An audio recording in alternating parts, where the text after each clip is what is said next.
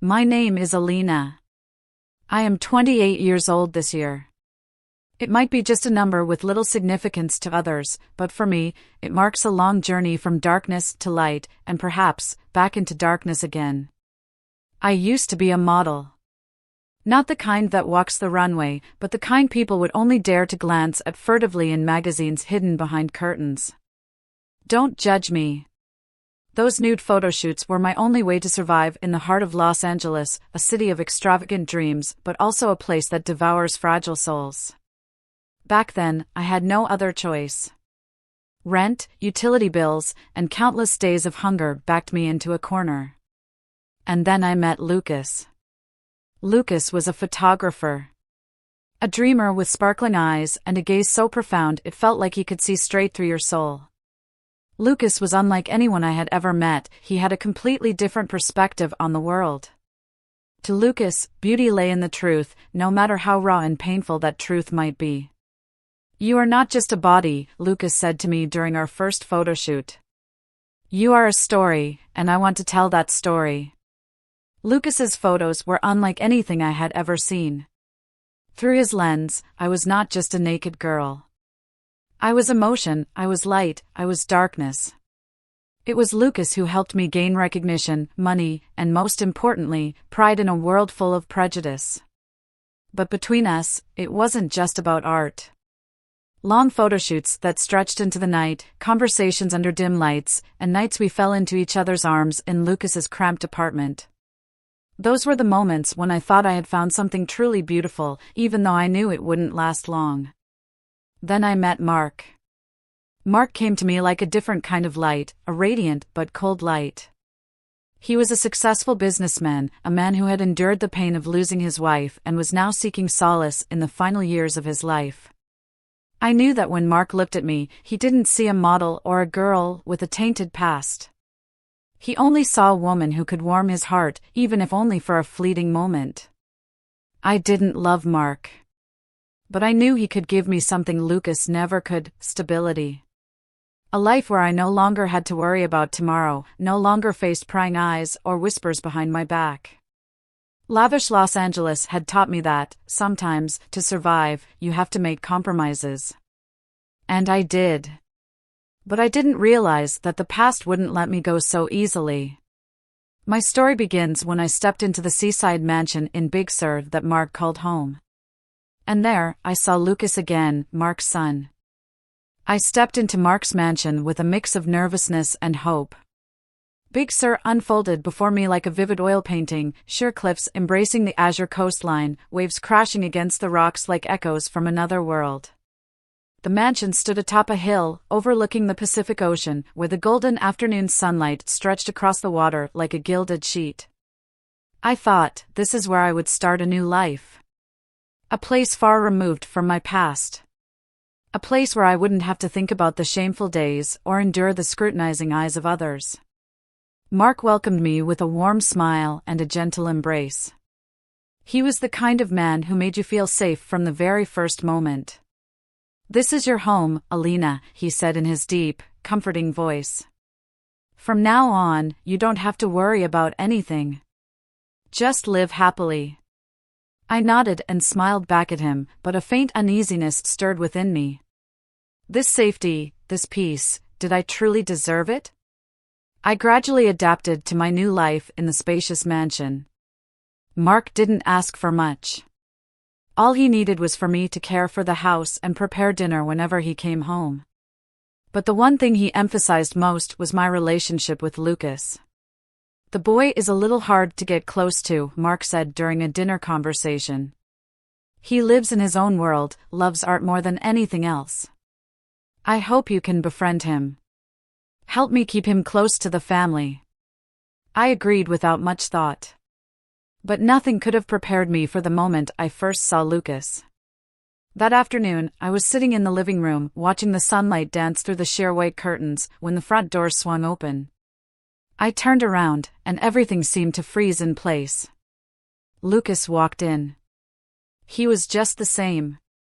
Those deep-set eyes, the unruly hair, the way he moved with such effortless freedom, as if no one in the world could touch him.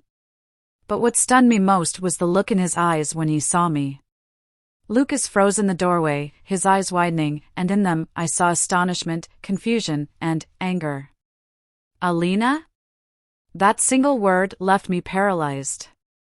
Lucas, I stammered. Mark emerged from the kitchen, his face beaming. Lucas, this is Alina, who's going to help me care for the family. Alina, this is Lucas, my son. Lucas and I locked eyes in a moment that felt unbearably long. I could clearly see the turmoil in his gaze, a reflection of the chaos in my own heart. Hello, I tried to keep my composure, but my voice trembled. Lucas let out a faint, cynical laugh, a smile full of hidden meaning. Hello, stepmother. The way he emphasized those last two words made my face pale.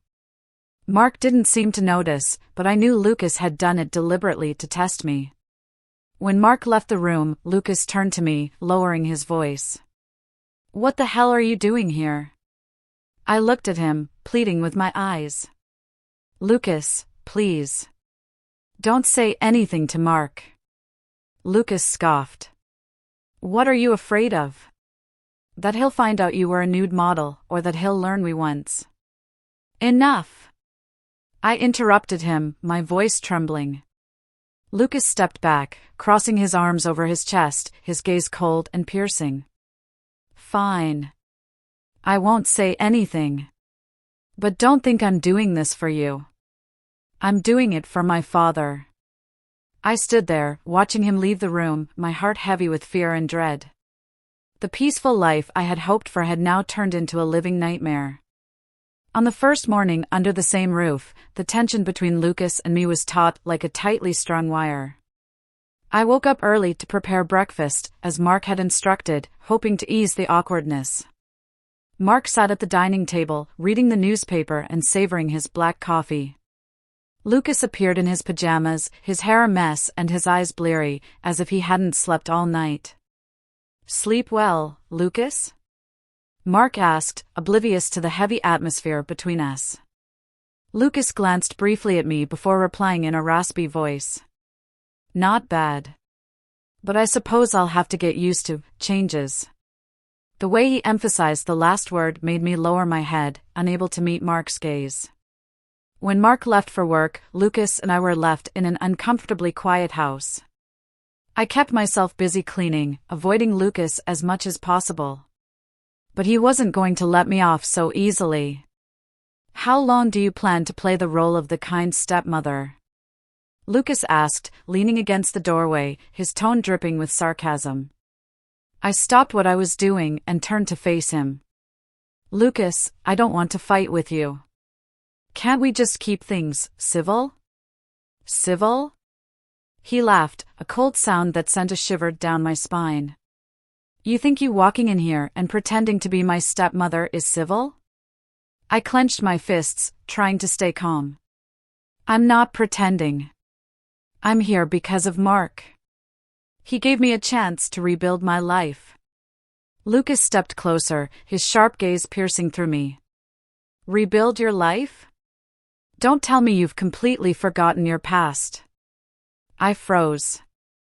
He didn't need to spell it out, but I knew exactly what he was referring to. The photos. The long nights in the studio. The moments when both of us lost control. I'm not denying my past, I said, struggling to keep my voice steady. But that past doesn't define who I am now. Mark helped me escape it, and I'm grateful to him. Lucas let out a bitter laugh. Grateful enough to climb into his bed? I turned pale, fury rising within me. That's enough, Lucas. You don't understand anything. You have no idea what I've endured to get here. Endured? He scoffed. Don't act like you're a victim. You chose this life. You chose to sell yourself. His words cut through me like a blade. I turned away, not wanting him to see the tears welling up in my eyes. Do you think you're any better than me? I whispered, my voice laced with bitterness. You're just as much a liar. A playboy in the streets, pretending to be the dutiful son at home. What right do you have to judge me? For the first time, Lucas didn't respond immediately. His eyes darkened, as if I had struck a nerve he didn't want to confront. In the days that followed, the tension between us only escalated. Lucas constantly found ways to provoke me, and though I tried to keep my distance, I couldn't stop myself from reacting. But what unsettled me most was that after every argument, I felt a heavier weight in my chest. Not just because of his words, but because of the way he looked at me. His eyes seemed to carry not just anger, but also regret. Sometimes, I wondered if Lucas still held onto something from our past. But I quickly dismissed the thought. The past should stay where it belongs. At least, that's what I kept telling myself. That night, Mark was away on a business trip in San Diego. The house felt more expansive and eerily quiet than ever. I tried to distract myself with chores to avoid the awkwardness of being alone with Lucas, but eventually, I found myself reaching for a bottle of wine in the kitchen. Lucas appeared in the living room, holding a glass of whiskey. He sat on the sofa across from me, silently watching me with an unreadable expression. "Are you drinking this much, because of me or because of life itself?" Lucas broke the silence. I let out a bitter laugh, feeling the alcohol's warmth begin to spread. "Maybe a bit of both." Lucas took a sip of his whiskey, his eyes never leaving me. "How cruel has life been to make you run away like this?" His words struck a dark corner of my soul I had always tried to keep hidden. I set my glass down on the table, my voice catching. "Do you think I never wanted a normal life?" I said, my voice trembling. "I once had dreams, believed in love, thought I could do something meaningful. But then, everything fell apart, piece by piece." Lucas poured himself another glass, not meeting my eyes, instead swirling the liquid in his glass and staring into the distance. "So that's why you chose my father," he said, but this time without sarcasm. It sounded like an honest attempt to understand, to piece together what he had heard. I didn't answer immediately, instead laughing bitterly. "Do you think I had a lot of choices?" My response left him silent. His shoulders seemed to slump slightly, and I watched him drain his glass, the usual defiance and coldness absent. A strange stillness hung between us. "So, how did it feel back then?" Lucas asked, his voice hesitant but sincere, as though he surprised even himself by asking. I was taken aback by his unexpected concern. A part of me wanted to avoid the question, but the alcohol loosened the emotions I had buried for so long. "Back then?" I said with a faint smile, my gaze drifting somewhere far away. I felt empty. Every photoshoot felt like a blade slicing into my pride. But I couldn't stop because, without it, I wouldn't have survived in this city. Lucas didn't respond, just lowered his gaze to his empty glass. For the first time, I saw him so still, as though he was being drawn into my story. "You wouldn't understand," I continued, my voice thick with emotion. "You grew up in a house where everything was provided. Maybe you didn't get along with your father, but at least you never had to wonder what you'd eat tomorrow or where you'd sleep." He looked up at me, his expression troubled. "I didn't know you went through all that." "I'm not telling you this to earn your pity," I cut in, my voice firm. But then, seeing his gaze soften, genuinely soften, I no longer felt the need to keep my guard up. "I just want you to understand that I didn't choose that life. I just didn't have a choice." For the first time in the conversation, Lucas nodded slightly. "I didn't think of it that way. I thought you were always so strong, like the way you show yourself to others." "I was pretending," I said with a painful laugh. "Because I knew that if I didn't, I'd fall apart." Lucas looked at me for a long moment before standing up and walking closer. He set his glass down on the table, saying nothing, and reached for a tissue on the couch, handing it to me. "I'm not good at saying comforting things," he said softly, his voice warm. "But I get it now." Our eyes met, and in that moment, I felt a connection I never thought I could have with him. We stayed silent for a few moments, and then I felt his hand rest lightly on my shoulder, a touch that was gentle yet filled with unspoken understanding. "Lucas," I looked up, intending to say something, but when our eyes locked, the words caught in my throat. It was a moment where all the barriers between us crumbled. No longer stepmother and stepson, no longer two people burdened by secrets and pain. Lucas leaned down, and before I realized it, his lips touched mine. I couldn't resist, I didn't want to resist.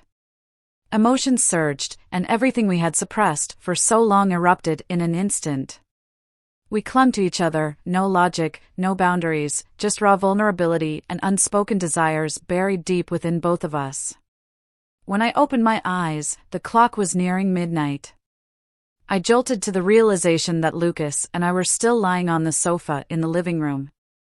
The faint glow of the nightlight only made the atmosphere feel heavier. "Mark," I stammered. Mark could come back at any time. Lucas sat up abruptly, grabbing his clothes in a hurry. He turned to me, his expression a mix of worry and regret. "We can't let this happen again." I nodded, but deep down, I knew that nothing could ever go back to the way it was. The next morning, the soft light of dawn streamed through the curtains, pulling me out of a restless sleep. My head still spun with the tumultuous emotions from the night before. Lucas had already left the living room early, but the traces of his presence lingered like a thorn lodged deep in my mind. I tried to push all thoughts aside, but the sudden chime of the doorbell startled me, making my heart race. "Mark!" I scrambled to adjust my nightwear, forcing myself to stay calm. But as I entered the living room, my eyes caught sight of a dangerously incriminating detail: Lucas's underwear lying conspicuously on the floor. Panic surged through me just as Mark walked in. He set his suitcase down, looking a bit weary. "I'm back earlier than expected. The work trip to San Diego was cancelled," he said casually. Oh, I see," I stammered, trying to keep my voice steady while my mind raced to figure out what to do. Mark moved toward the sofa, leaning down to pick something up from the floor. My heart felt like it had stopped. "Coffee. Let me make you some coffee," I blurted out, my voice rising a bit too loudly, making Mark flinch. I dashed toward the kitchen and deliberately knocked over a coffee mug near the underwear. The sound of shattering glass made Mark jump to his feet, but I quickly knelt down, wiping up the spilled liquid while discreetly grabbing the offending item and hiding it in my hand. "Are you okay?" Mark asked, his voice filled with concern. "I'm fine, just a bit clumsy," I replied with an awkward smile, clutching the underwear tightly as if it were a ticking time bomb. Mark returned to the sofa, seemingly unbothered. I exhaled a shaky breath of relief, though my entire body trembled with fear. That afternoon, Lucas appeared in the kitchen as I prepared dinner.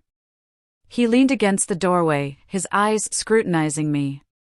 "Did Dad notice anything?" he asked, his voice low but tinged with tension. I shot him a glare, irritated by his nonchalant demeanor. "No. But you need to be more careful. We almost got caught this time." Lucas smirked, his lips curling into a sly, teasing grin. "Impressive. I didn't think you could handle it so smoothly." I set the knife down on the counter, turning to face him directly.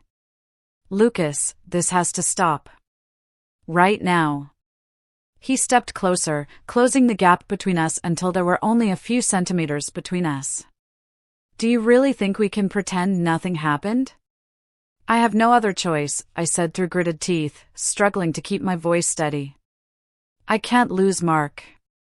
He's all I have." Lucas stared at me for a moment, his expression unreadable, then nodded slightly. "Fine. But you know as well as I do, this secret won't stay hidden forever." That evening, the family gathered around the dinner table.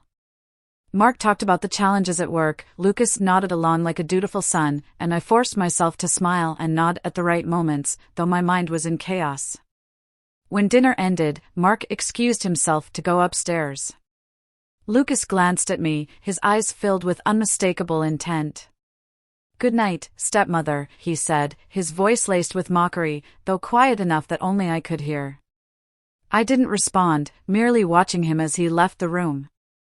Inside me, a storm was brewing, and I knew all too well that it wouldn't be easily quelled.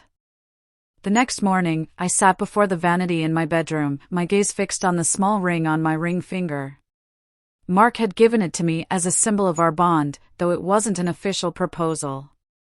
For Mark, it was a simple gesture, but for me, it was a reminder that I had found a safe haven, a man willing to provide the stability I had craved my entire life. I took a deep breath, looking at myself in the mirror as if speaking to my reflection. "Alina, you have to end this.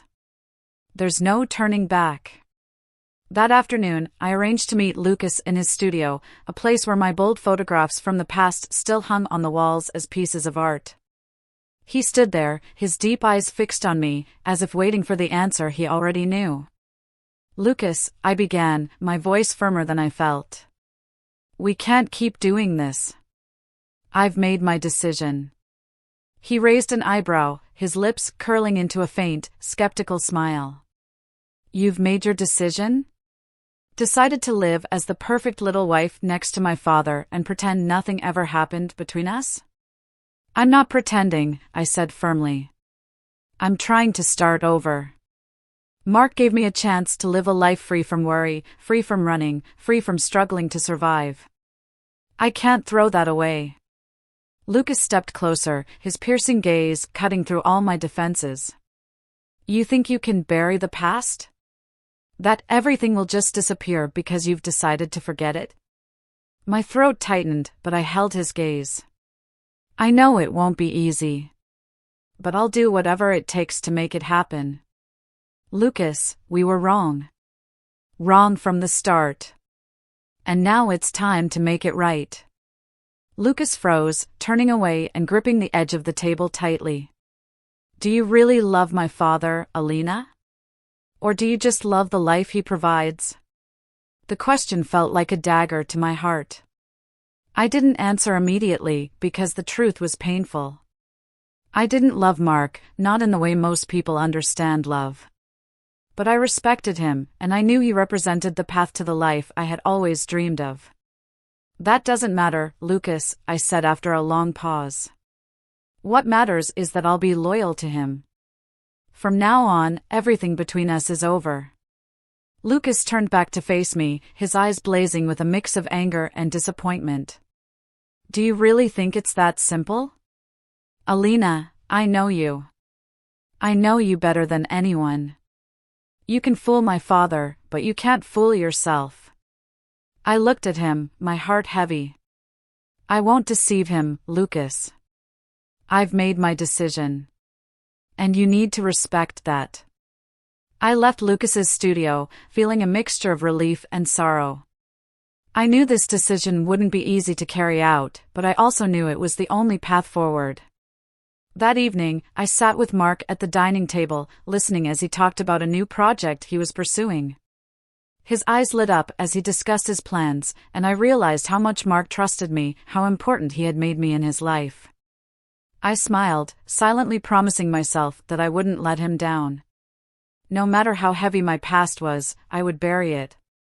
But deep down, I was terrified that one day the dark secrets of my past, and my forbidden relationship with Lucas, Mark's son, would come to light. I didn't know what the future held, but I vowed to cherish every moment of this life. A life free from worries, with someone like Mark who loved and cared for me. That was enough. If you were in my shoes, what would you do? Share your advice in the comments. Don't forget to subscribe to support the people who have helped me share my story.